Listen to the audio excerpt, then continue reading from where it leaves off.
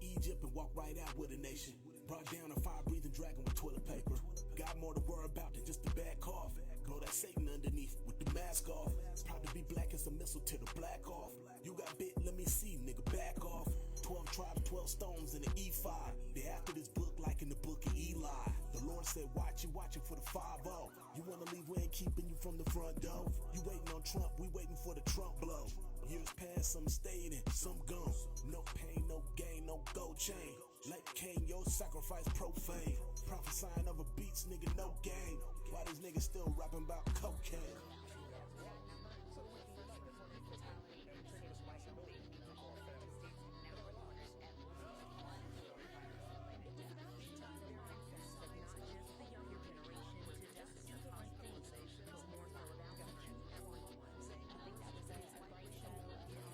Trying to get our people right cause they been sick. A global outbreak, why these devils get a kick? Not talking height but 6 feet from a light coffer. It's all about the blue faces like the night crawler. Conspiracy, politics, true ass wipes. Social distance over toilet paper and ass wipes. They more concerned with Charmin than these broken homes. We broke the laws, now they're more pain than broken bones. Martial laws, racist presidents, they talking dirty. No more elders outside, walking early. For the passion for Christ is making me humble. When Christians gonna realize gotta keep the laws from top to bottom. Everywhere I go somebody got a mask on. Tell little Tyrone, take his little ass home. This Bible's our weapon and Christ is our backbone. Been captive for 400 years, damn it, been that long.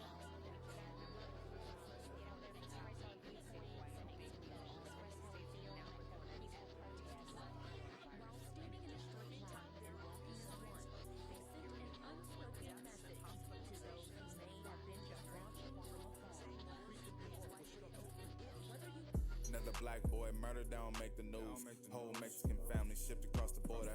Devil in disguise, full of lies, trying to kill the 12 tribes. They'll never tell us the truth, so we hit the streets with a purpose they can't gainsay. Trying to say the lies of our youngsters from the gunplay, out to change the minds of our people from the dumb state. They don't wanna change, so constantly let them be slaves. Looking for the enemy to help us, damn shame.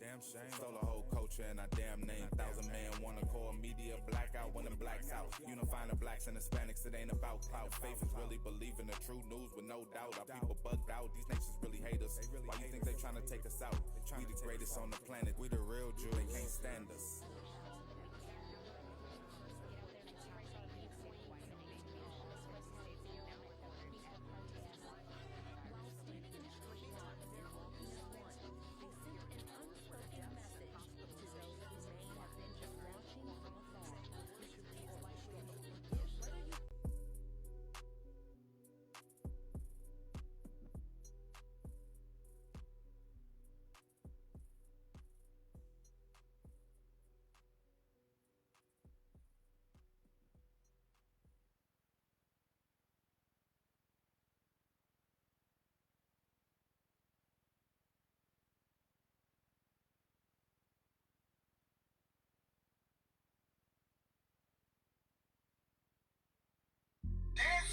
That's why the they want us to stay in the house, nigga. It ain't the coronavirus, nigga. It ain't the radiation, nigga. It's this. What's going on? They not here playing. They doing fornications. Like, what's going on for real?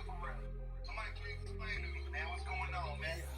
Is it martial law? God's my witness. Esau trying to stop me. You blind to what's going on cause you're going off the broccoli. Commandments, eat this up, let it digest. You don't see what's going on? You ain't passed the eye test. Got us stuck in over quarantine every project. Bright lights in the sky getting shot at by rockets. Those are angels, no UFO if you didn't know. Yeah, like Christ, they black woolly hair, thick froze. Temperature drop, places that was cold is now hot. Bats and dogs are being found in Moab's wash pots. The truth is heavy, like overeating. Corona got Nigerians in China getting blamed, taken, beaten. Be not conform to this world's your reasonable service. He coming back like a thief in the night, got the government's nervous. God judging other nations, that's why you stuck in the house. He shows the Israelites we gotta change like what's stuck in your couch. The government on lockdown, I'm stuck in the house. Internet to the news, we glued to the couch. Conspiracy don't know what to believe, and they saying if I leave, put a mask over my mouth. The government on lockdown, I'm stuck in the house. Internet to the news, we glued to the couch. Conspiracy don't know what to believe, and they saying if I leave, put a mask over my mouth. Go outside, take a whiff, can't smell the fear. Truth be told, you wear a mask on all year. You was just cursing God out, I dare. Now you searching for the seers, where they at, where? Send back up, give me space since I got here. Trying to lift up their dead bodies like a pallbearer. Ships in the sky, cause the people don't belong here. Babylon falling off, burning till it's ball here. You should come to my church when this is over. My pastor, he be healing people. Well, if your pastor be healing people, why he ain't over there with them sick folks at the hospital? I'm not done with this verse, it's fit to get worse. Like a woman going into contractions, about to give birth. It's the last toilet paper on the road, it's fit to blow. Go to IsraelUnite.org if you bored. The government on lockdown, I'm stuck in the house. Internet to the news, we glued to the couch. Conspiracy don't know what to believe, and they saying if I leave, put a mask over my mouth. The government on lockdown, I'm stuck in the house. Internet to the news, we glued to the couch. Conspiracy don't know what to believe, and they saying if I leave, put a mask over my mouth.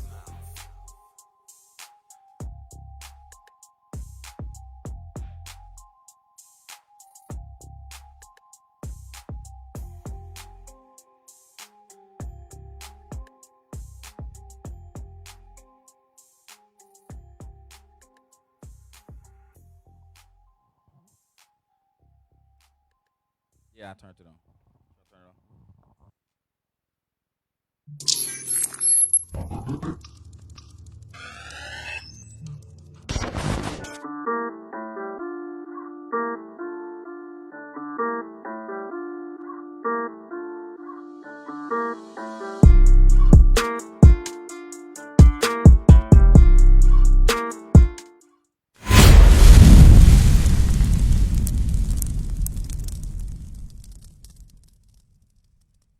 Hey, Shalom family, Most High in Christ bless. Happy Sabbath here from San Diego. Like the thing we had up before, remember we are not a hate group. We do not condone any acts of violence. If you hear of anything like that, please call the authorities, like it say in Leviticus 5:1. All right? All right? Cool. Let's try to remember. That's a good paraphrase. I got right to it. It was up there. Shalom family, Most High in Christ bless. Happy what's it? Prep Day. Yeah, Prep Day, man. It's an honor, pleasure to be here with y'all again. Yeah, let's send up prayers and we'll get it cracking. All right.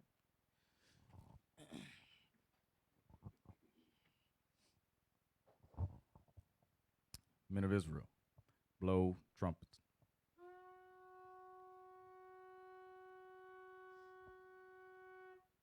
Father God of Abraham, Isaac, and Jacob, we thank you for today.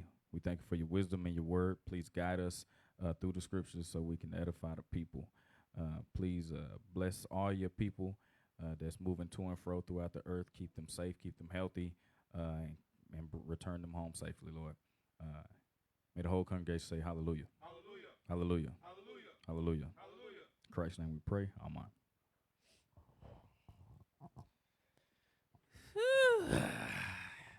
Hey, Shalom family, Most High in Christ bless. Today we're going to talk about procrastination, right? The class title is Knowledge is the Key. Hard work is the fee. Anybody know who that is, who I'm quoting? Knowledge is the key.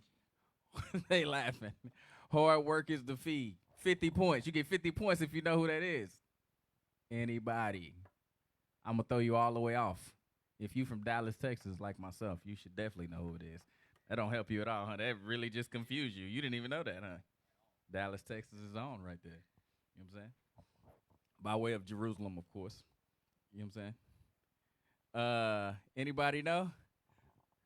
Anybody know who that is? Knowledge is the key, and hard work is the fee. Somebody say something? Anybody know who I'm quoting? They still shalom-y-lomin'. Shalom family.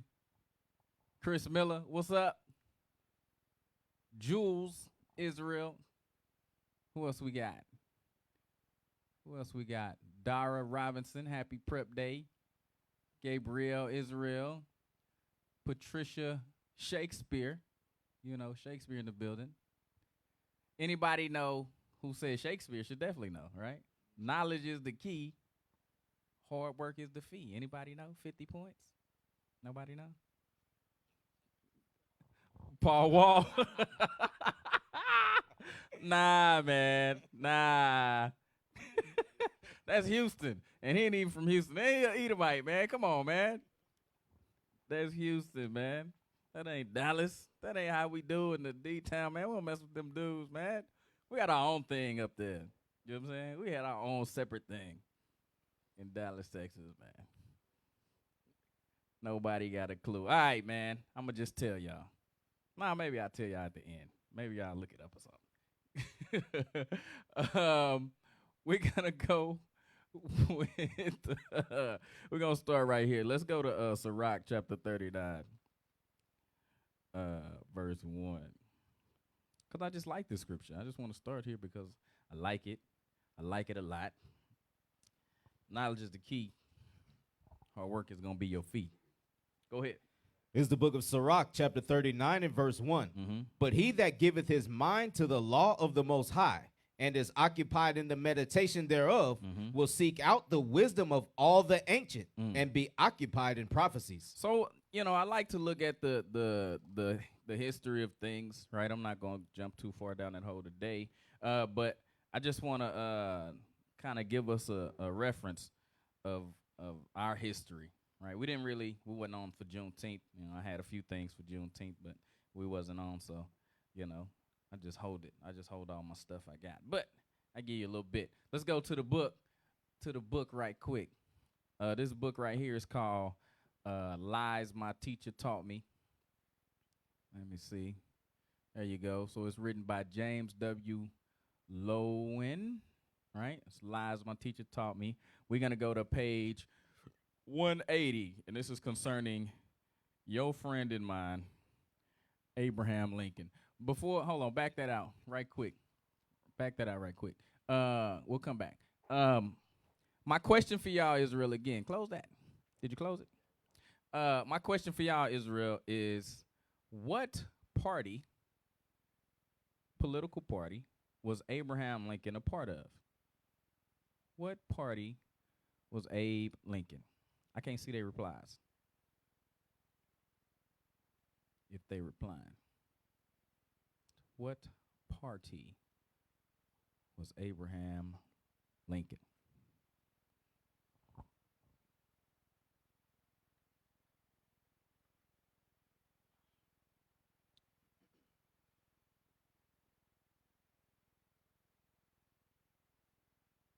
What'd they say? Republican.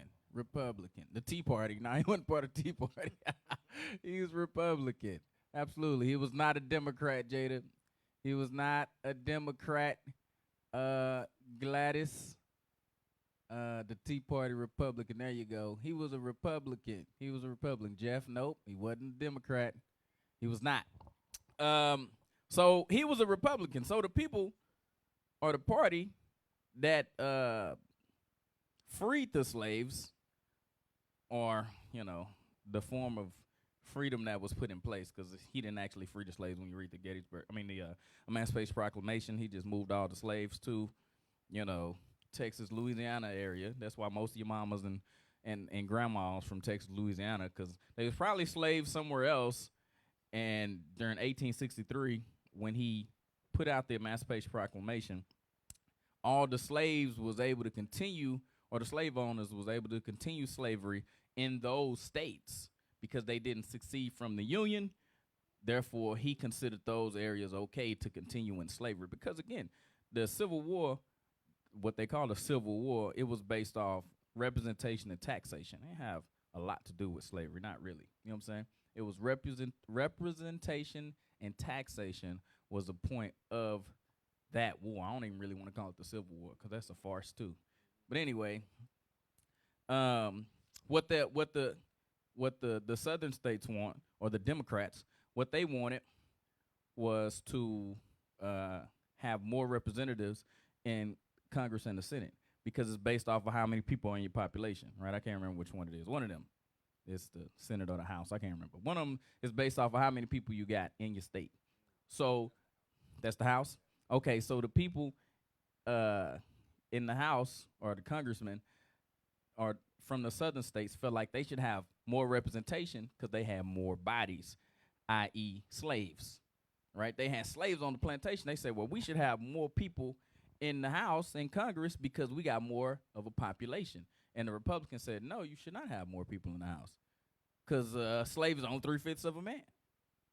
You dig what I'm saying? So that was the whole point of the initial pulling off of the war. When you read Abraham Lincoln's different addresses, he tells you multiple times he didn't want to free the slaves. You know what I'm saying? There's plenty of stuff that tell you that. But my book that I had ordered didn't come in the mail yet, so I'm just venting. But so 1863, right? All the slaves went into the Texas, Louisiana, Oklahoma area. A lot of them was over there, right? 1865, Juneteenth is when they actually found out they were free. So that's the whole point of Juneteenth and why I celebrate it, if that makes any sense. So let's go to the book. So good old Abe Lincoln was a Republican. Let's see what he had to say. All right, scroll into that for me a little bit.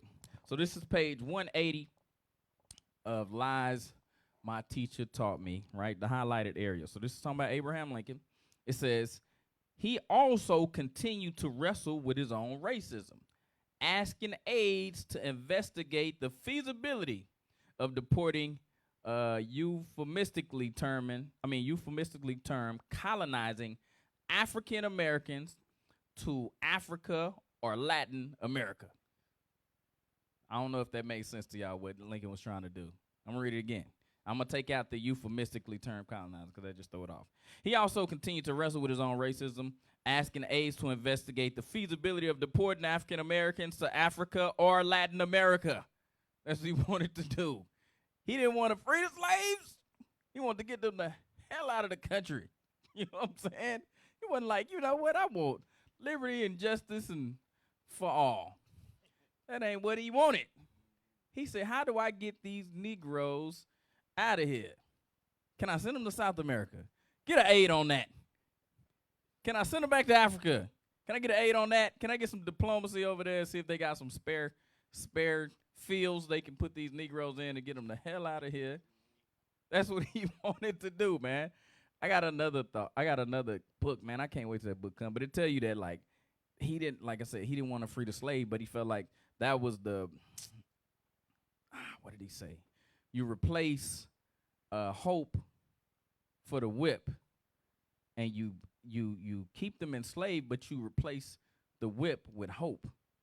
And that's why the thing with Obama and what he represented, it's crazy when you understand what Lincoln's principles are. But anyway, what was Obama say? Hope and change or whatever?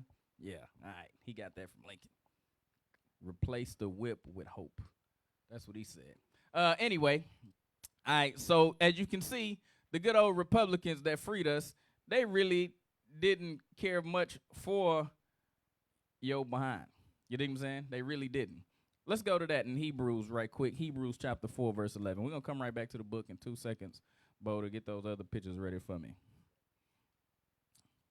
I got Soldier your boat over there, working it out. Where we at? Hebrews chapter 4 and verse 11. Oh, yeah, that's what I said. Go ahead. Let us labor, therefore, to enter into that rest, lest any man fall after the same example of unbelief. That ain't the right scripture. My bad. It must be 11 and 4. Sometimes I'm slow. Let me look. Hold on. Hold up. Yep. Hebrews 11 and verse 14. What the heck did I write down? Look what I wrote. I don't know how I wrote that. I wrote the wrong thing. Hebrews 11 and 14. Is the book of Hebrews chapter 11 and verse 14. All praises. For they that say such things declare plainly that they seek a country. Well, you know, we really do want our own country. You know what I'm saying? But not the way Lincoln was trying to make it happen. You know what I'm saying? We want to get out of here. You know what I'm saying? We do want to get the hell out of here. So, yeah, man. Let's go to the next picture. So, the good old Democrats, I don't know how all the Negroes switched to becoming Democrats. I cannot understand this. All right, so this is this is still in the book, Lies My Teacher Taught Me, right? And this is page 186. Can you scroll in a little bit? I'm gonna read the words from. I'm sorry, that's page 187, but this is page 186. I'm finna read it, but you can just kind of see the picture. I just want you to see the pictures. If you can turn it, kind of rotate it. I don't know if it's sideways. It's a sideways view. There we go. Now you can see. See this guy over here. Come on, man. Gosh. Y'all hear what he said? He throwing me off.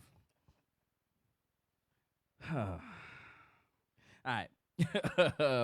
This is the October 15th, 1864 centerfold of Harper's Magazine. What you're looking at is the centerfold for Harper's Magazine, which throughout the 19th century, so it's talking about in the 1800s, right, which throughout the 19th century was the mouthpiece of the Republican Party.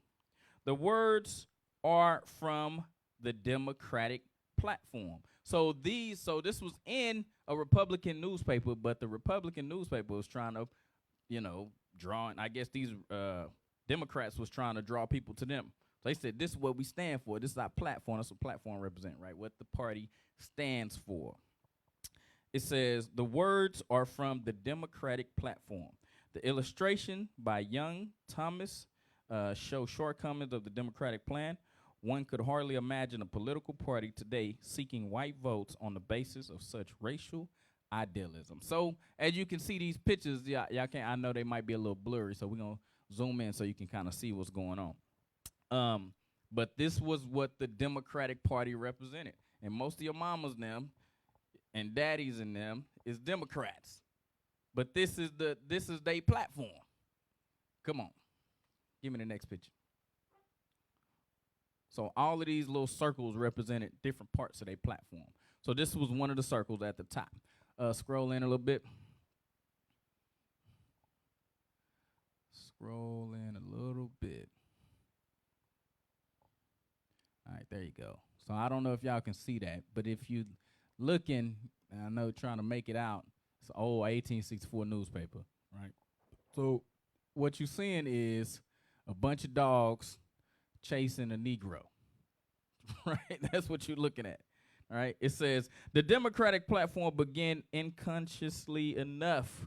We will adhere with unswavering fidelity to the Union under the Constitution as only solid foundation of our strength, security, and happiness as a people. But Nast's illustration was a knockout. He shows the slave catchers and dogs pursuing hapless runaways into a swamp. He jokes the reader to exclaim, what about them? So what's going on is this is the Democratic platform that they have put in place. They said, even though we want them to be represented in the House, we still know that they are the Negro. You know what I'm saying? We still gonna keep them in their place. This is their platform, what they represented. You know what I'm saying? If you're looking at the top, it says, in the words, it say, resolve that in the future, as in the past, we will adhere with unswerving fidelity to the Union under the Constitution, and only solid foundation of our strength. So it's saying the fidelity to the Constitution equals to Negroes getting caught by dogs in the swamp. That's what fidelity to the Constitution means to the Democratic Party. That's what they want you to understand. Let's go to the next picture. So this is another picture. So the first picture that we showed was like all of these pictures, and this is a zoomed in version of one of them. So again, what you say? So again, like you seeing, I don't know if you can see it. It might be kind of dark on your screen, but what you're seeing is a Caucasian Edomite man holding up a Negro baby by his ankle, right? That's what you're seeing right here, killing the child. It says, illustration, public liberty and private right. Nash shows the New York City draft riot of 1863. So if you ever seen that movie, Gangs of New York, this is what this represented. This is what they was doing during Gangs of New York. They was killing Negroes because they didn't want to go fight in the Civil War. So this is the North. This is the North, right? They didn't want to fight in this war. They killing Negroes. They like, heck no, right? It says, Nash shows the New York City draft riot in 1863. White thugs are exercising their right to beat and kill African Americans, including a child help upside down. Held upside down, I'm sorry. Including the child is held upside down. They free to do this. This is what the dang on Democratic Party represented. This was their platform. This was it. So anyway, let's go. We can go out of the picture now. We can go out of picture. Let's go to Jeremiah chapter 9, verse 4.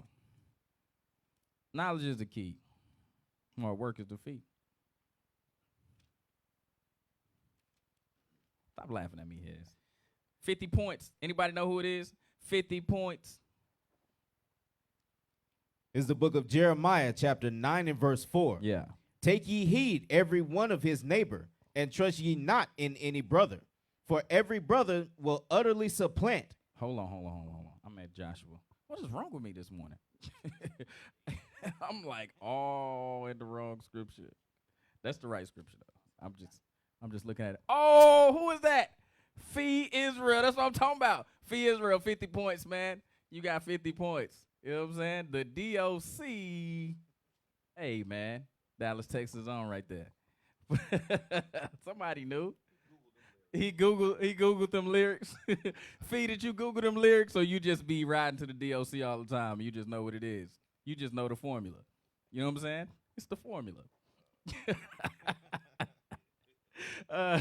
Let's go to Jeremiah chapter 9, verse 4. That's what I'm talking about, Fee. Where we at? The book of Jeremiah, chapter 9 and verse 4. Yeah. Take ye heed every one of his neighbor, and trust ye not in any brother. For every brother will utterly supplant, and every neighbor will walk with slanders. So what we got to understand, even amongst our own people, right, we'll turn on each other quickly. We'll turn on each other. So we gotta make sure that we stand knowledgeable, right? We putting in the hard work we got to do to keep ourselves safe, right? I was looking at this this thing on a show. It come on Showtime now. Vice News. Yeah, so it switched to Showtime. These Negroes in like Louisiana, they had land left to them, right? Like their grandfather had like 200 acres or something crazy in Louisiana, right? So the great grandfather had the land. The land was passed down to his kids, right? After he died. Then those kids died. They passed it on to their kids. You know what I'm saying? So each one of them had 2-3 kids, right? He had like 3 kids. Each one of his 2-3 kids had 3 kids, right? Then those kids had kids.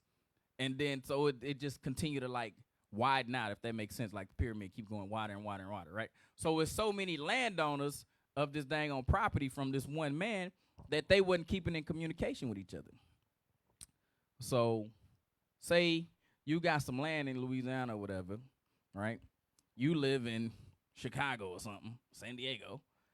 Do you care anything about that land down there? Nope. You ain't even thinking about it. And you ain't even staying in contact with the family that's down there. It's people of your family that's living off of that land still. So what the Edomites was doing, they was going and reaching out to those distant relatives that's not really involved in the land and saying, hey, if we offer you, $3,000, $2,000 for your portion of the property, will you take it? They'd be like, yeah, sure. Now what that does is that allows them, the Edomites, to go in and say, hey, we don't agree on how to use this property, so now we think we should force them to sell, because amongst the so what would happen is if your whole family is not in agreement on what should be done, because it was somebody trying to come in and use the land for like timber farming. They was trying to like steal the trees off the land. So what would happen is that the people that own the timber farm would send in some Edomites to reach out to the relatives to get them. It's just a big trick. Does it make sense what I'm saying? Like they just go in a big circle to get you out of your land. It's crazy because I watched something on 60 Minutes, the same exact thing they're doing in South Carolina, all them islands. Them islands, they're doing the same thing, uprooting all them families because there's so many people that got their hand in the pot. Yep. You know what I'm saying? I just watched it on 60 Minutes not too long ago. Yeah, so that you know what I'm saying. So I don't know if y'all get what I'm saying. I feel like I'm talking in circles. But when we don't work together, right, and we're not aware of all these different things, we're not measuring twice and cutting once. We're not doing that thing. What happens is we leave room for us to be penetrated, for us to be attacked, for us not to grow, right? So we got to keep working hard to learn all the different angles of everything. Whatever it is you got your hands in, you need to make sure that you're the best at it. Come on, let's go back to that scripture again. Matter of fact, let me get Isaiah. Let me get Isaiah, because I meant to get this one too.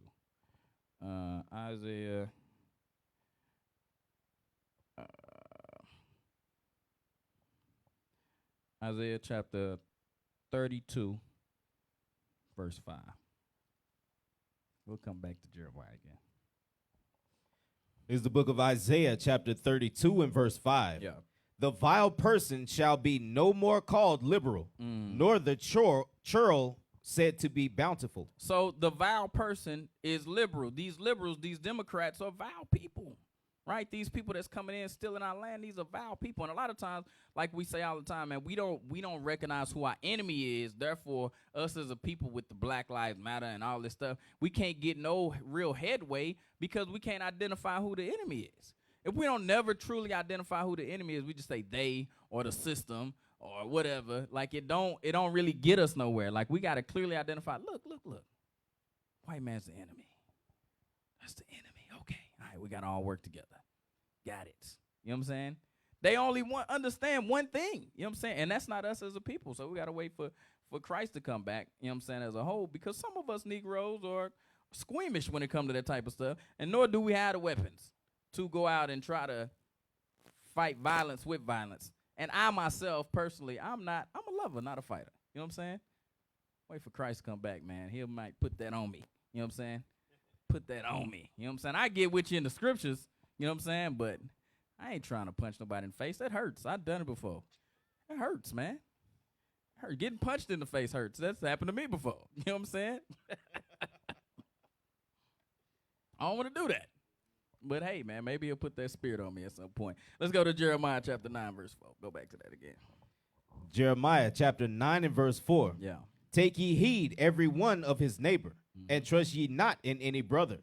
For every brother will utterly supplant, and every neighbor will walk with slanders. So every neighbor will utterly supplant. They're going to come and find ways to divide us, to destroy us. Go ahead. And they will deceive every one his neighbor, and will not speak the truth. They have taught their tongue to speak lies, and weary themselves to commit iniquity. They stay focused. They get tired. They up all night trying to figure out how to commit iniquity. How to commit iniquity. They weary themselves with that thing. And this is the battle that we fight in Israel. This is the battle that we fighting. So if we're not working hard, we sitting up, we procrastinating, we're not really preparing ourselves for this battle. You know what I'm saying? Let's go to that in 2nd Ezra. 2nd Ezra. I just was reading that. It should be.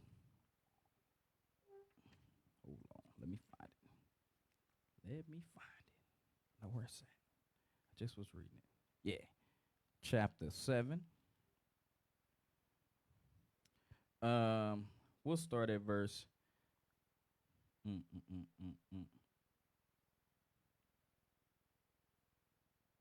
Let's start at verse 53. Is the book of 2nd Ezra, chapter 7 and verse 53. Yeah. And that there should be showed a paradise. So for us, it is a paradise. You know, Lincoln was trying to get us out of here, man. You know what I'm saying? He was trying to send us to some third world something. We would have made it great, though, because Negroes in one area, we just make stuff fly. That's just what we do. You know what I'm saying? We would have made it great. Read that again. And that there should be showed a paradise, whose fruit endureth forever, wherein is security and medicine, since we shall not enter into it. So even though Lincoln was trying to get us out of here, we wouldn't go into paradise, right? Go ahead. For we have walked in unpleasant places. And that's this country. We in an unpleasant place. Come on. And that the faces of them which have used abstinence shall shine above the stars, whereas our faces shall be blacker than darkness. That's us. That's us, the Negro that's lazy, that's a procrastinator, right? That's not putting in the hard work necessary. Come on. For while we lived and committed iniquity, while we were sitting around lazy, go ahead, we considered not that we should begin to suffer for it after death. Yep. Then answered he me and said, this is the condition of the battle. What is this? This is the condition of the battle. You got to understand, we in a battle. We in a war. You in a war against yourself most of the time, because really these Edomites can't do nothing against us if we keeping the commandments of God and putting in that work. But we don't understand that.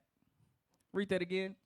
Then answered he me and said, this is the condition of the battle, which man that is born upon the earth shall fight. That's what we got to fight. We got to fight in this battle.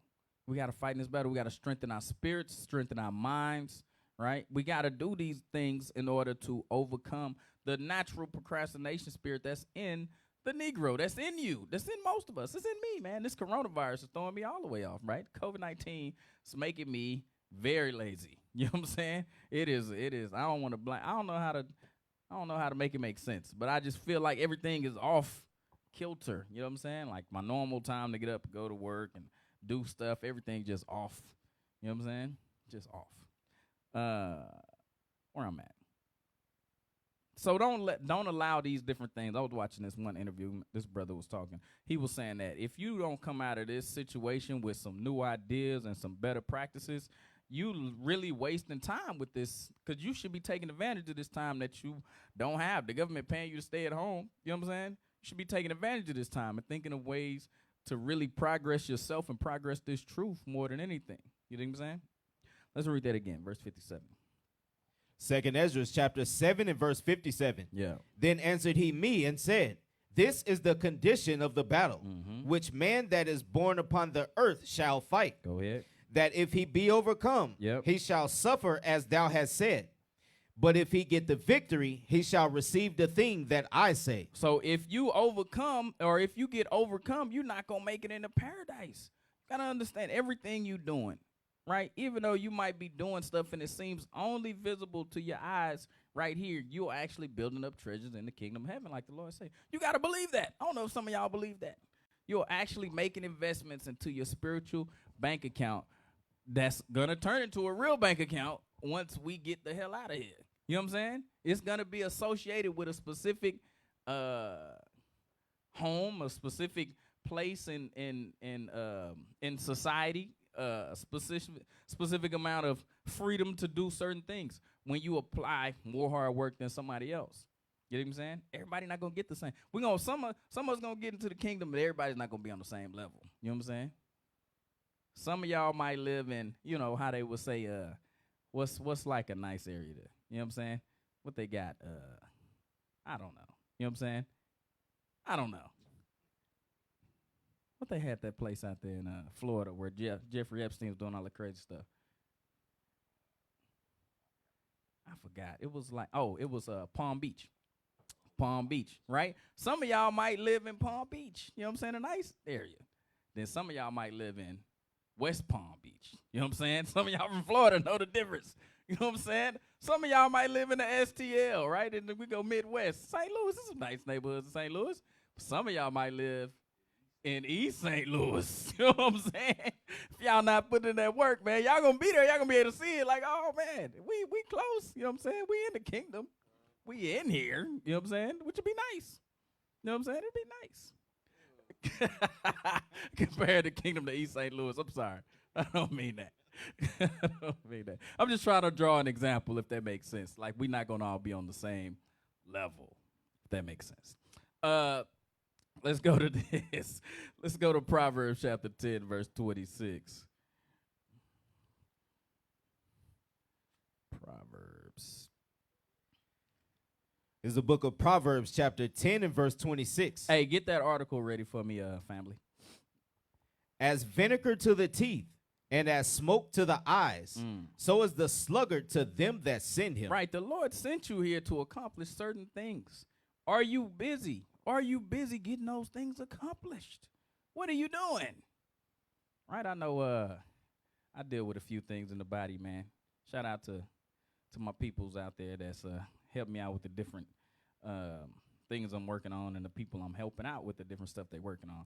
I never want to be that brother, you know what I'm saying, where they be like, man, I can't get a hold of this brother to get stuff done, or, you know what I'm saying? I never want to be that guy, man. So I try to always, you know, answer my phone and help where I can, and then be honest at the same time, right? Sometimes people don't like what I got to say about what's going on. But, hey, it's me being honest with you, you know what I'm saying, and let you know what I see.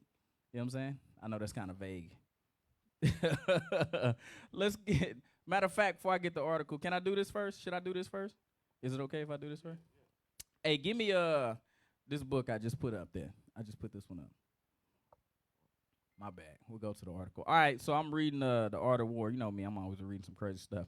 We're going to look at, this is written by Sun Tzu, right? We're going to look at page 7, I'm sorry, number 26, page 7.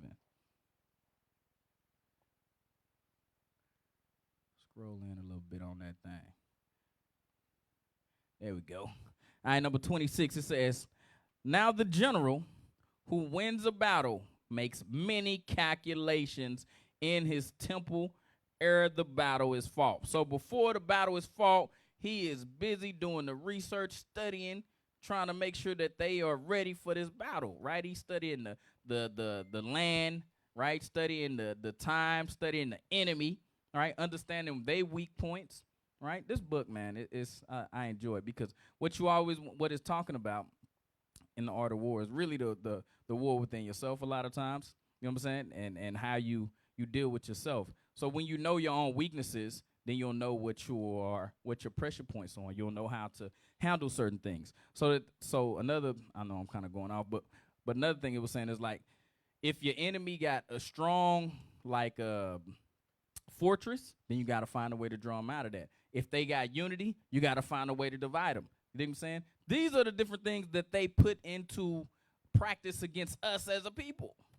You know what I'm saying? So we got to understand the art of war. This is the condition of the battle. You got to understand these different things. Let's read it again. Number 26, it says, now the general who wins a battle makes many calculations in his temple ere the battle is fought. So before the battle is fought, he's strategizing, plotting, figured out the best way to get it done. The general who loses the battle makes but few calculations beforehand. So the person that's not sitting up planning, plotting, trying to figure out a way to get things accomplished, not somebody just sitting around procrastinating, you're going to lose the battle. Thus do many calculations lead to victory, and few calculations, next page,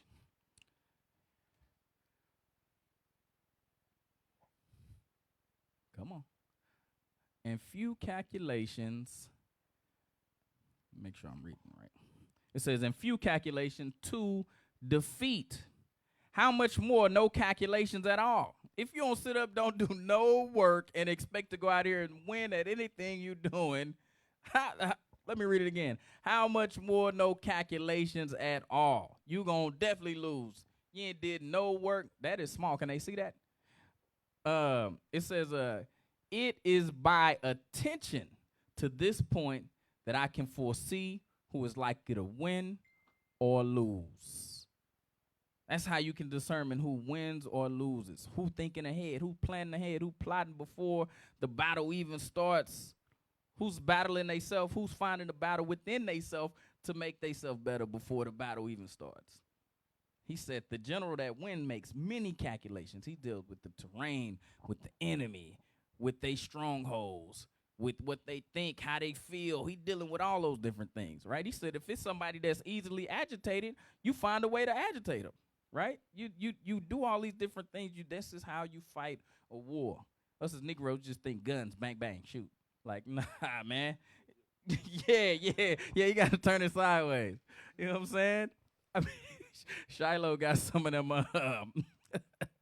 Nerf guns. He be doing that. Like, where do Negroes get that from, man? He 3 years old. I don't know where he get that from. You know what I'm saying? We got a little target in the living room. We be shooting at the target. Bam, bam. Daddy be hitting. I'd be like, yeah, your daddy. You know what I'm saying? I'm smooth with that thing. You know what I'm saying? 20 years, baby. Let's go. I'm experts.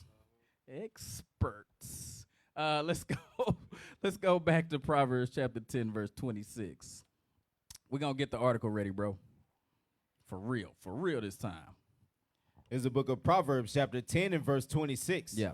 As vinegar to the teeth and as smoke to the eyes, so is the sluggard to them that send him. So that's you Negroes out there that's sitting around being lazy, right? Listen to class and scriptures all day long.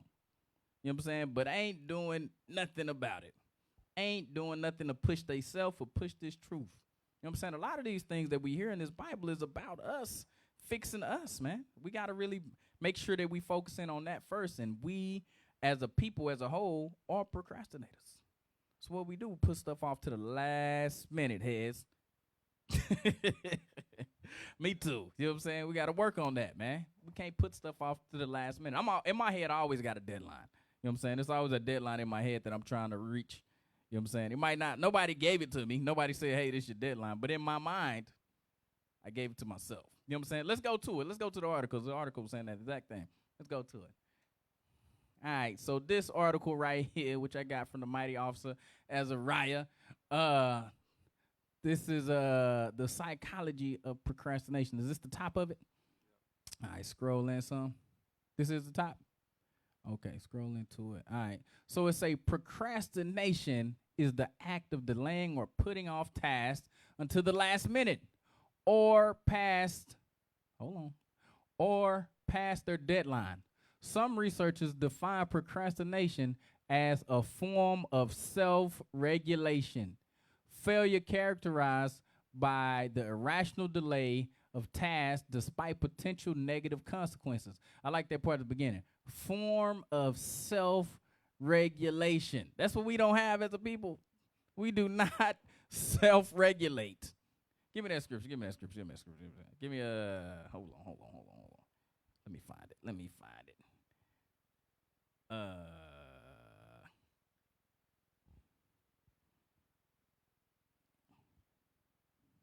If I can find it. Temperate. 1 Corinthians 9:25. Yeah. A form of self-regulation. Come on. It's the book of 1 Corinthians chapter 9 and verse 25. Mm-hmm. And every man that striveth for the mastery is temperate in all things. Mm-hmm. Now they do it to attain a corruptible crown, but we an incorruptible. So that's what we doing. We got to be temperate in all things. We got to be self-regulating. That's another way to say temperate. We got to be able to look at what things need to be accomplished, look ahead, calculate the battle, and figure out how best to accomplish it before we even get into the battle. But a lot of times, us as people, we just say, we just want to fight the battle. Well, have you looked at how best to accomplish the battle, winning this battle? Have you looked at the best way to win? I know you want to fight. You know how to win. You got to fight and win. Come on, let's read that thing again. 1 Corinthians chapter 9 and verse 25. Yeah. And every man that striveth for the mastery is temperate in all things. Mm-hmm. Now they do it to obtain a corruptible crown. So the other nations and everybody and our people that's not keeping the commandments, they temperate and working hard to accomplish things that's really going to corrupt when Christ returns. Go ahead. But we an incorruptible. But us, if we know the knowledge and the power of the Most High God and keeping the commandments, not only will our knowledge and hard work propel us here in this present world, but even in the world to come. You know what I'm saying? We got to understand that thing. All right, let's go back to the article. It says a form of, I just like that part, a form of self-regulation. Failure characterized by the irrational delay of tasks despite potential negative consequences. Where you want to go, officer? Scroll up some more. Keep on going up. Down, up, whatever way. Go. Keep on going. So there's many causes, right, of procrastination. We're going to look at some of the factors of procrastination right there. Go ahead, Ez. These are some of the causes. Yeah, the bullet points. The bullet points. All right. Overestimate how much time they have left to perform tasks. Lack of self-regulation. Read. Overestimate how motivated they will be in the future. Lack of self-regulation. Read. Underestimate how long certain activities will take to complete. Same. Read. Mistakenly mistakenly assume that they need to be in the right frame of mind to work on a project. Mistakenly assume they need to be in the right frame of mind to work on a project. So procrastination's been linked to a lot of it's been linked to mental illness. It's not in the DSM. It's not a mental illness, but it's linked to mental illness. Let's read. Scroll up some. We're gonna start at depression. Hold on. Can I get some? Yes, sir. Go back to that first bullet point. Let's read that again. Overestimate how much time they have left to perform tasks. And that's what we do as a people, right? We think we got all day. We got forever. Christ told you no man know the time of the hour. He might come back next week. You've been procrastinating all this time thinking that you got more time than you actually have. And even if he don't come back for another year or two or whatever he come back, the time is speeding by, right? It's already dang on June in 2020. It feel like just yesterday I was at Tabernacles and we about to go back. You know what I'm saying? Like this time is speeding up. So it's a overestimate how much time they have left to perform tasks. That's what we do as a people, man. We sit up, we think we got more time than we got. And a lot of times it take us so long to get things accomplished because we not thinking ahead. Like me, a lot of times when I'm doing something, I might actually be thinking about something else, if that makes sense, right? I might be hanging out with Shiloh, but I'm thinking, all right, I'm going to use this scripture for this scripture for that. And then when I get to it, I'll just write it down real fast. You know what I'm saying? That's why sometimes when I'm walking here, I'm like, let me sit down and write down the stuff. Because the stuff be in my head because I be thinking about it. I just got to put it on paper. You know what I'm saying? So take advantage of every opportunity you have, every minute you have. You got to find a way to make it valuable and use that time to your best. Go ahead. So some of the causes is depression. Scroll down, right? OCD can be a cause, right? Because you're all over the place, right? You know what I'm saying? Everything got to be perfect for you to get stuff accomplished. So depression is one. Read depression. I'm married to that person right there. I'm married to that. Hey, honey. Everything got to be such a way. Like you can't get out the house. You got to change your clothes 5 times. Yeah. So the depression is equivalent to Deuteronomy 28:61. But read procrastination. We're gonna read through these quick. Depression.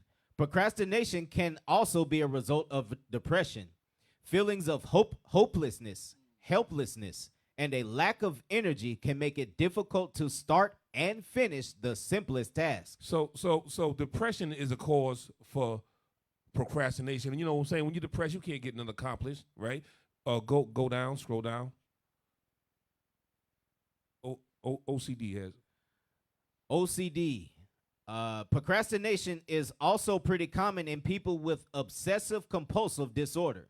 One reason is that OCD is often linked with maladaptive, unhealthy perfectionism, which causes fears about making new mistakes, doubts about whether you are doing something correctly, and worry over other expectations of you. So that's another cause for procrastination, because you're so worried about being perfect. Everything got to be in the right place, right time. You know what I'm saying? You can't get nothing done. Scroll down.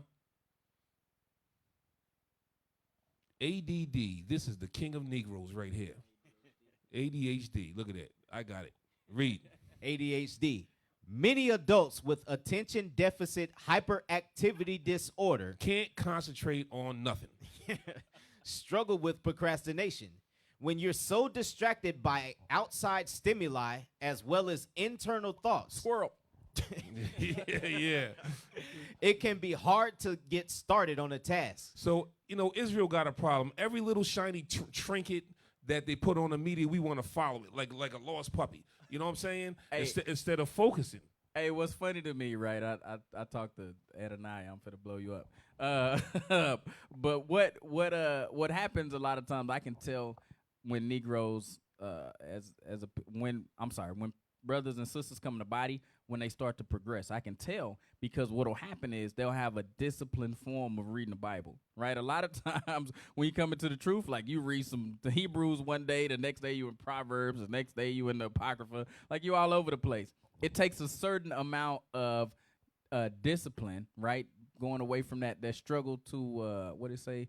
when you are so distracted by outside stimuli. Like everything throws you off. You can't read all the way through the Bible, right? The bishop been talking about that for a while, right? Read all the way through the Bible. I did it. It took me like a year and something, but I read all the way through. But before I did that, it was other years when I tried to, I would just get to like 1 Kings or 2 Kings, and I get thrown off. You know what I'm saying? So it's a certain level of discipline you get every time you go in there and try to do it. You know what I'm saying? So that really helps to discipline yourself, trying to read entirely through the Bible. That'll tell you where you at in your discipline. You know what I'm saying? If you keep getting thrown off, then you ain't there. Go ahead. So depression, OCD, ADHD, these are all curses put upon us, right? Right. Since we didn't keep the laws, Deuteronomy 28:61 says there's going to be illnesses placed upon us that are not written in this book. So this is stuff that we do to ourselves because we lack that self-regulation that the captain identified earlier. Scroll down. We're going to go through these quick. Here's some more. Hit all the bullet points. Scroll down some more. We're going to touch on all these bullet points. More reasons we procrastinate. Not knowing what needs to be done. Not knowing how to do something. Not wanting to do something. Not caring if it gets done or not. Ain't got nothing to do with me. Not caring when something gets done. Not feeling in the mood to do it. Being in the habit of waiting until the last minute. Believing that you work better under pressure. Damn, that's me right there. Yeah. Thinking that you can finish it at the last minute. Lacking the initiative to get started. Forgetting. Blaming sickness or poor health. Waiting for the right moment. Needing time to think about the task. And delaying one task in favor of working on another. So these are a lot of reasons why people procrastinate, right? Come on, let's go up a little bit more. Hold on. I want the one to say blaming sickness or poor health. That's hilarious, man. That's the type of stuff Negroes do, man. Oh, man, I got one right now that's doing that. That's doing that right now, boy. It's crazy. In the military, they call it malingering. Malingering. Malingering. That's what us Negroes do. We like to malinger. You know what I'm saying? Go ahead. All right, let's look at the type of procrastinators. Types of procrastination. Passive procrastinators. Delay the task because they have trouble making decisions and acting on them. Yeah. Active procrastinators. Delay the task purposely because working under pressure allows them to feel challenged and motivated. Yep. Scroll down. Bleeding on that one. Scroll down some more, all the way to perfectionist. There you go, right there. All right, perfectionists. These are also some of the type of procrastination. And after these, we're going to jump into a little bit of scripture. Read that. Puts off tasks out of the fear of not being able to complete a task perfectly. OCD. The dreamer puts off tasks because they are not good at paying attention to detail. Slothful. The defier does not believe someone should dictate their time schedule. Oh, man. That's the Negro. The defier. Who made you? Who made you in charge? Who decided you was the captain? Look, I don't know, man. I didn't ask for this. The worrier puts off tasks out of fear of change or leaving the comfort of the known. The crisis maker puts off tasks because they like working under pressure. And the last one I like to call the bobbin head doll man. Read. The overdoer takes on too much and struggles with finding time to start and complete tasks. Yes, boss, I can do that. Dang, yes, that's boss. me. That's me right there. You only got two hands. I try to do too much. You're sticking your finger in the water thing. Yeah, I gotta say no sometimes. I can't do that. So these are some of the examples, and these are some of the things they identify as procrastinators. Let's go to Matthew chapter 25. We're going to read 1 through 13. Let's not make a mistake. The sinful man will always find an excuse, right? That's Sirach 32:17. So, but we're going to go to Matthew chapter 25. We're going to start at verse 1. We're going to read down, and we're going to put some scripture to this thing. Is the book of Matthew chapter 25 and verse 1. Yes, sir. Then shall the kingdom of heaven be likened unto 10 virgins, which took their lamps and went forth to meet the bridegroom. So this is Israel in Christ. Read. And 5 of them were wise, and 5 were foolish. And 5 were wise, and 5 was silly. They that were foolish took their lamps and took no oil with them. I wonder why they didn't take no oil with them. Because they was dreamers, they was defiers, warriors, All those things, yep. crisis makers, overdoers. Read. Verse 4. But the wise took oil in their vessels with their lamps. Yes. While the bridegroom tarried, they all slumbered and slept. So the wise could slumber and sleep, but the foolish, they should have been getting their stuff together. Nope. They gonna sleep too. Yep. With the fishes. Yeah. Read. Verse 6. And at midnight there was a cry made, Behold, the bridegroom cometh. Go ye out to meet him. So just like the captain just said, we don't know when Christ could return. It could be tomorrow, next month, right? But you need to be ready. You need to be putting your hand to the plow now. There ain't no tomorrow. It's now. Read.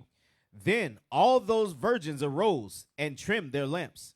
And the foolish said unto the wise, Give us of your oil, for our lamps are going out. Read that again. And the foolish said unto the wise, Give us of your oil, for our lamps are going out. So the procrastinator said unto the wise, let me get some of your oil because we ain't got our stuff together because we slept and slumbered. Read. Verse 9. But the wise answered, saying, Not so, lest there be not enough for us and you. But go ye rather to them that sell and buy for yourselves. Read. And while they went to buy, the bridegroom came, and they that were ready went in with him to the marriage, and the door was shut. Afterward came also the other virgins, saying, Lord, Lord, open to us. But he answered and said, Verily I say unto you, I know you not. All right. So he said, Verily I say, I know you not. Every time I hear that, it makes the hair on my arm stand up. Damn. Right? Yeah. You don't want Christ to say that thing to you? Man, I do not want him to say that to me, man. I think about it, and if I think about it too long, I might tear up and cry. You know what I'm saying? So the five wise had their stuff together. They organized. They asked the who, what, where, whys, and hows. You know what I'm saying? They prepared themselves. Yep. They did what the general did. What we read in the Sun Tzu. Yeah, Sun the Tzu. You know, they counted the cost. They was ready. The five foolish, they was perfectionists. They was dreamers, defiers, warriors. They was, in the lack of a better word, they was full of boo-boo. I got one. Can I get one? Yes, sir. Let me go to Luke chapter 12, verse 14. Right quick. Start at 13. Because like they said, give me some of your oil. Watch this. Is the book of Luke, chapter 12, and verse 13. Yep. And one of the company said unto him, Talking to Christ. Master, speak to my brother. What'd he say? Master, speak to my brother. Say, hey, Christ, man, can you go talk to my brother for me? That he divide the inheritance with me. What'd he say?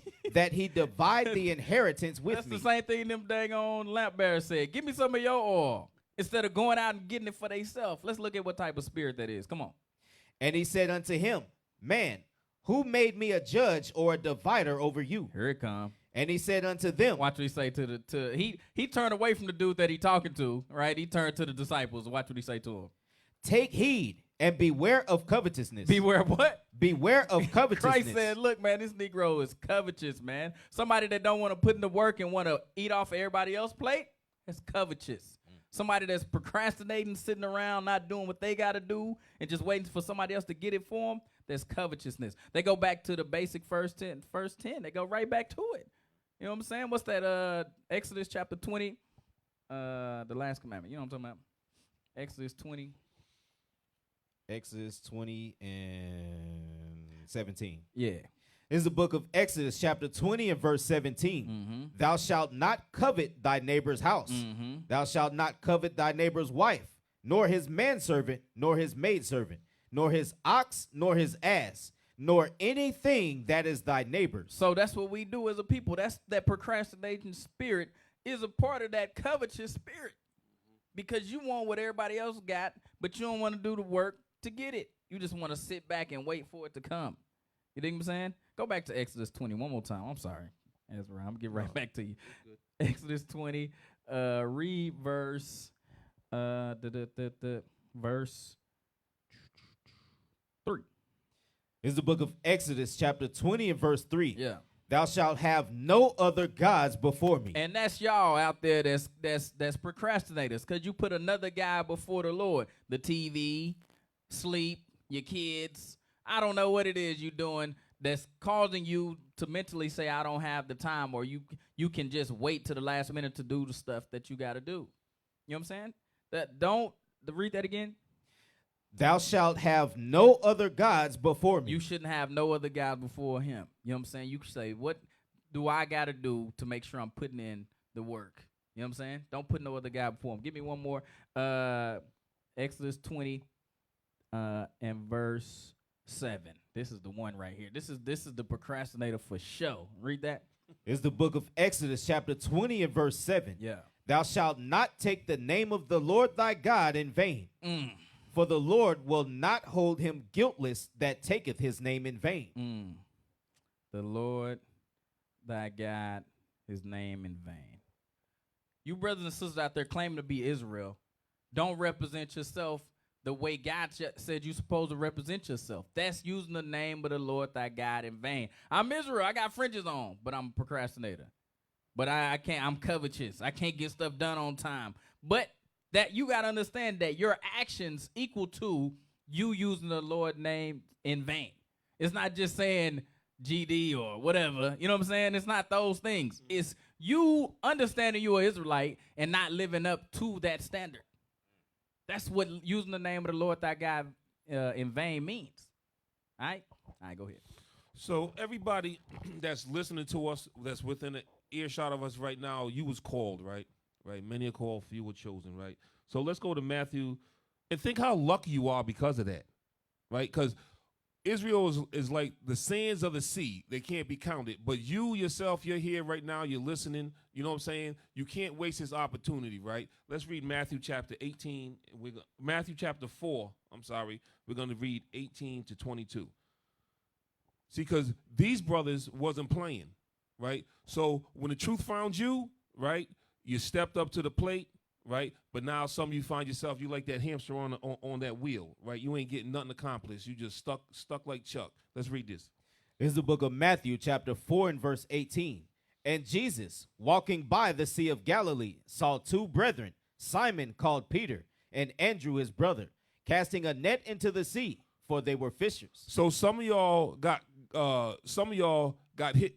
This happened to you like with a flyer or video. You know what I'm saying? You found the truth. Read. And he said unto them, follow me, and I will make you fishers of men. Read that again. And he said unto them, follow me, and I will make you fishers of men. Read. And they straightway left their nets and followed him. They did what? And they straightway left their nets and followed him. No procrastination at all. They straightway left and followed him and started putting in work. Read. And going on from thence, he saw other two brethren, James the son of Zebedee and John his brother, in a ship with Zebedee their father, mending their nets, and he called them. And they immediately left the ship and their father and followed him.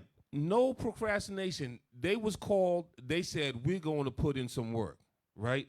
Let's go to Luke chapter 9, 59 to 61. So these brothers that we just read about, right, they got called just like you and I got called, and they immediately, right, they didn't procrastinate. They didn't shuck and jive. They wasn't dreamers, warriors. They wasn't defiers. They put down what they had to do. They said, let's make this happen. Read.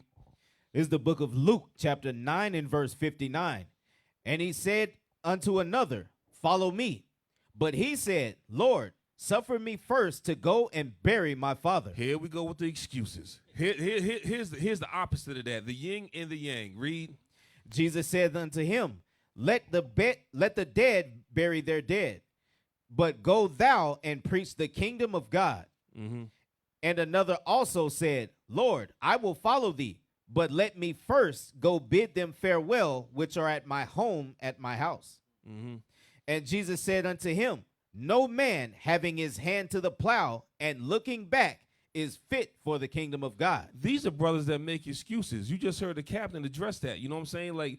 You're not fit for the kingdom if a procrastinate. I can guarantee this, Cap, has I can say this with all confidence. Guess what's not going to be in the kingdom?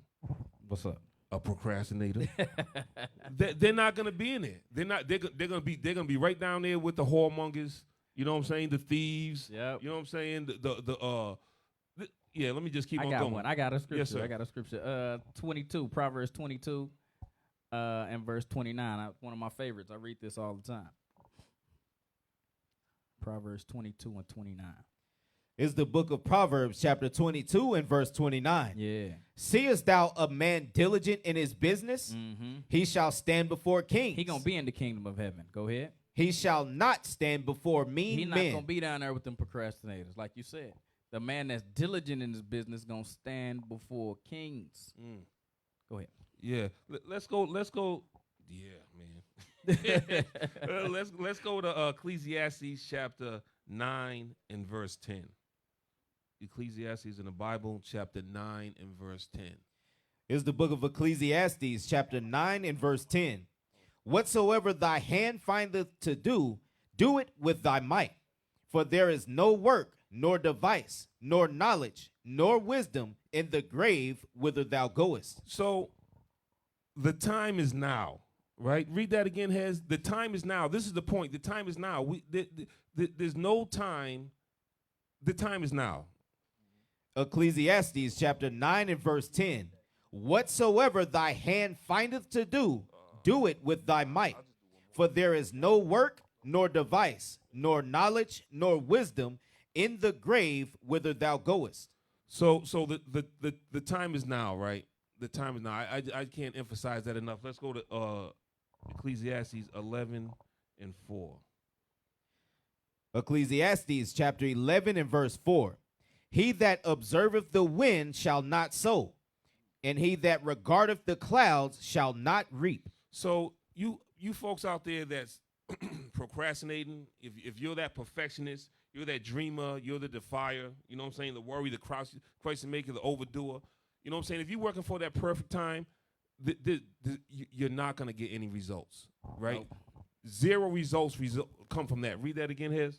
He that observeth the wind shall not sow, and he that regardeth the clouds shall not reap. So it says it's clear as day right there. One more. So is procrastination a sin, right? Let's go to Proverbs 18 and 9.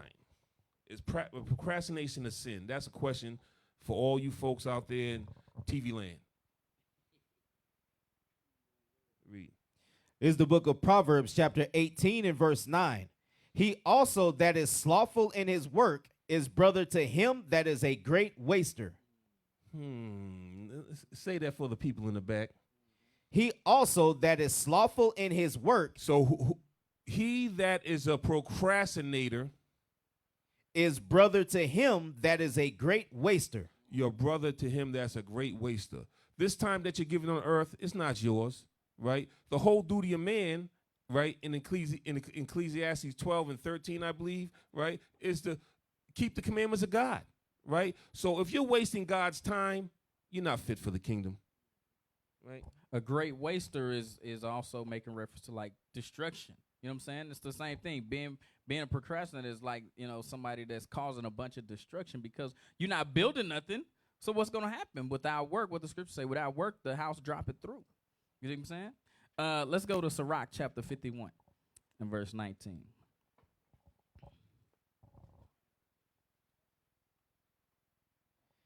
Is the book of Sirach chapter 51 and verse 19. Yeah.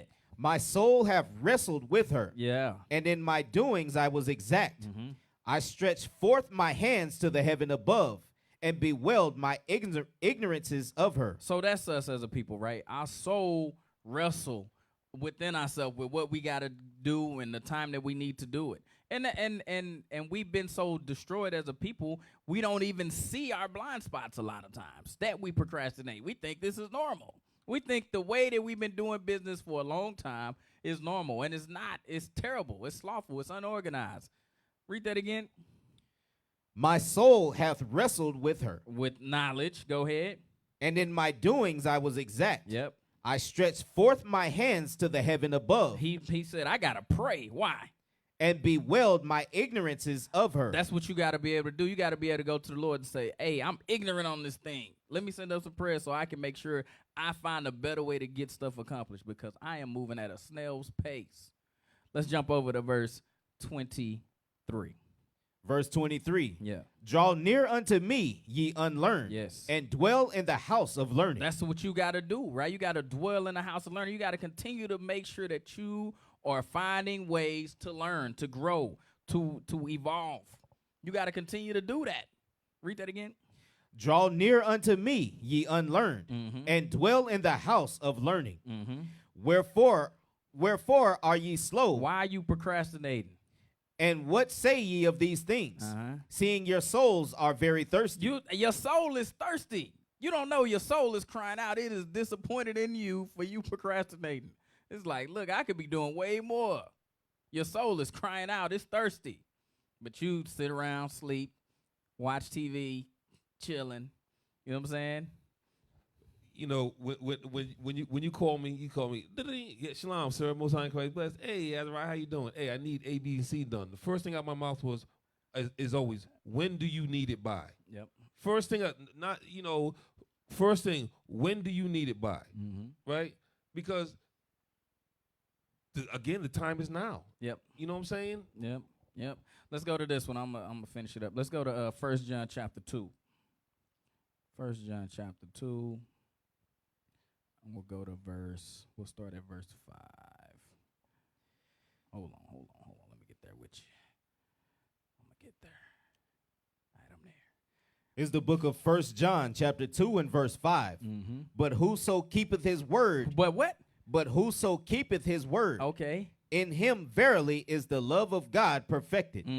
Hereby know we that we are in him. So if you keep your word, see what procrastinators like to do, right? Is say they're going to do something, and then when you call them to see if that thing is done, guess what they don't do?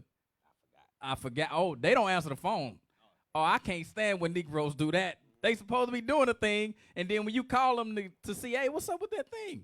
I'm not going to answer. I know what he want, so I'm not going to answer. That's what we do. Read that again.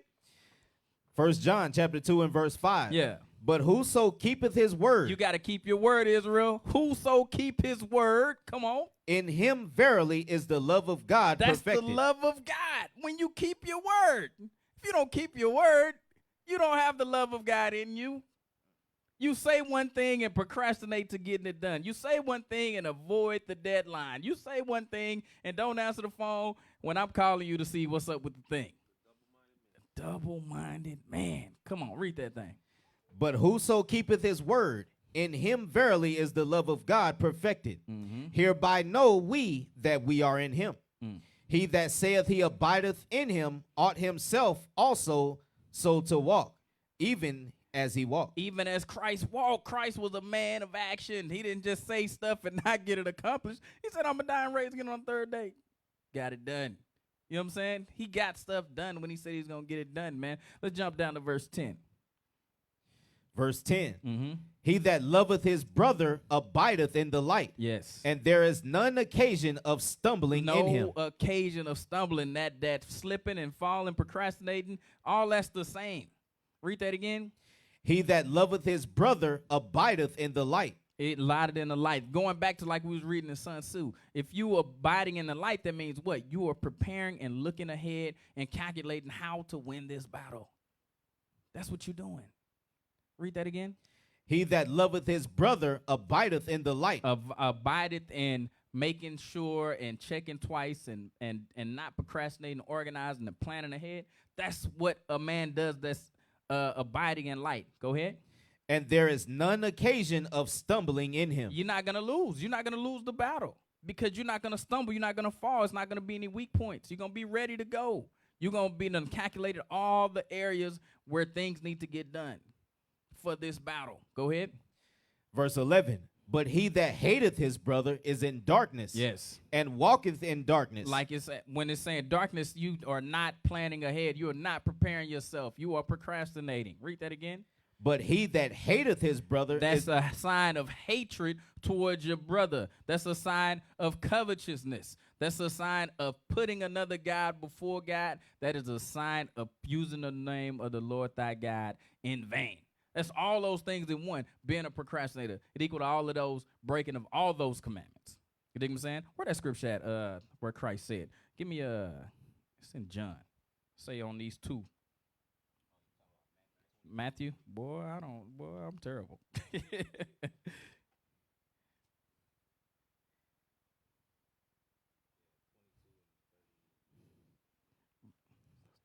Started what?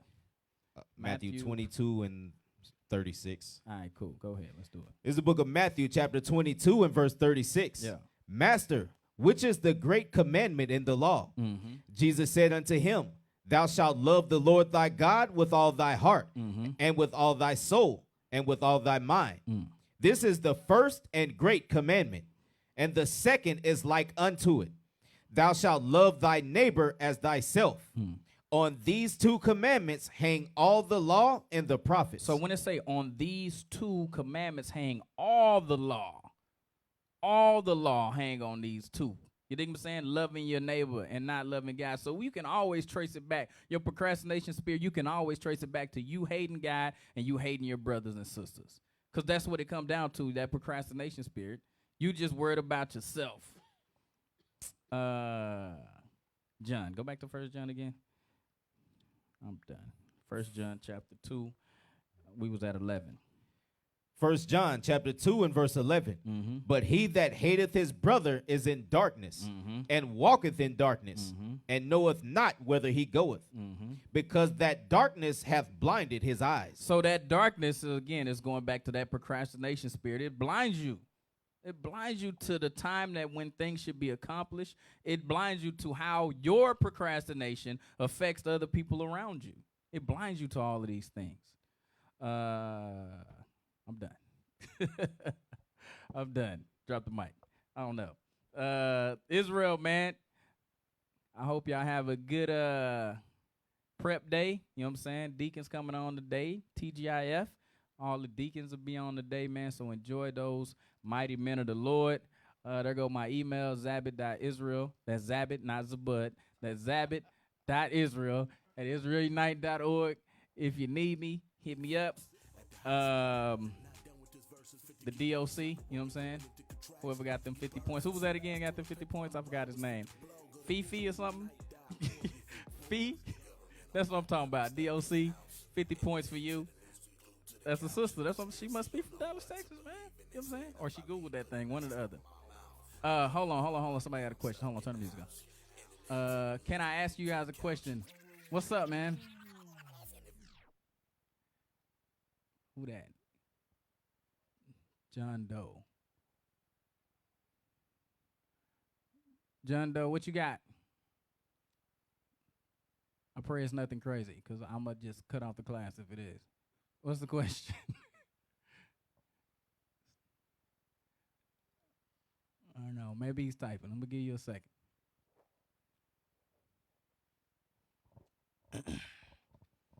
Was it John Doe?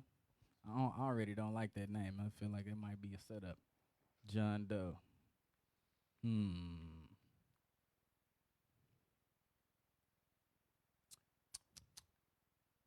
don't see it.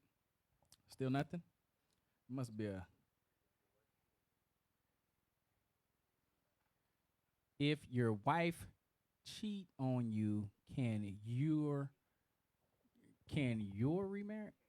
Oh, can you remarry? If your wife cheats on you as a man, yeah. Of course, yeah. Yes. You can remarry. I'm not finna go through that, but there's plenty of classes on it. Yeah. Hoe is a deep ditch. When the marriage grows cold. Watch those classes. Those are the ones that come to mind off the top. Hoe is a deep ditch, and when the marriage grows cold. All right? Watch those scripts. Watch those classes. Bishop go through that in there. All right? All right, you can turn the music back on. I hope that helped you. Take a look at those classes. We out of here from San Diego. Shalom to y'all. Most High Christ bless everybody. To the news, we glued to the couch. Conspiracy Conspiracy don't know what to believe, and they saying if I leave, put a mask over my mouth.